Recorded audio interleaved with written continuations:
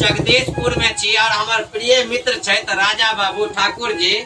और जखन भी हम मनीगाछी क्षेत्र में आयब न तो हिनका से जरूर भेंट करब। और हिनका लग एला के बाद एगो मानो सम्मान दोसर भाई भैयारी जका दै छै। और एखन हिनकर साइबर कैफे पर छी, हिनकर साइबर कैफे छी और आइटो भी रहे छथिन।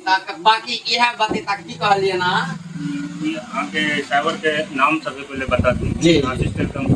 आशीष टेलीकॉम तो आके जमीन से लग आके जते भी मानव के छै जरूरी काम छै आके चाहे बिजली पेंशन जातीय आवासीय राशन कार्ड आधार कार्ड मतलब जते आके टिकट फ्लाइट टिकट बस टिकट के सारा कुछ अवेलेबल है। आके जब भी आके जरूरत पड़ला पर आके प्रोवाइड कल जाए। तो देखलिए जगदीशपुर में मतलब हिनकर साइबर कैफे छन और ये अपने चलबै छथिन। कहै छी बहुत ही निक व्यक्ति छथि। जखने हमर दोस्त छथिन त अहाँ बुझते सकै छियै जी केहन हेथिन।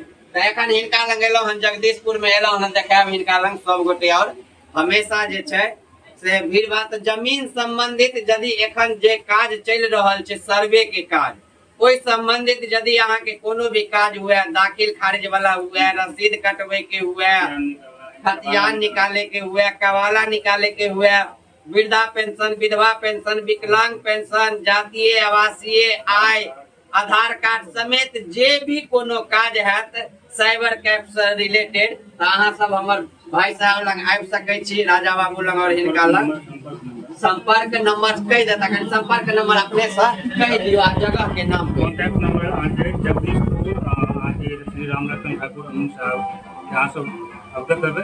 और ये हमारे पर्सनल कॉन्टैक्ट है 7788855752 पर 24 आवर्स आके व्यवस्था चालू रही है। कभी भी कॉन्टैक्ट कर सके छी जे भी समस्या के निदान। तो सुनलिए अपने के एखन मिलेलो हन राजा बाबू जी से क्षेत्र में निकल चुकल छी। आब एनाहिते अहाँ सबके गांव घर के खबर देखाब गांव घर के न्यूज देखाब ग्राउंड रिपोर्टिंग देखाब। कंट्रोवर्सी आब बंद भ गेल।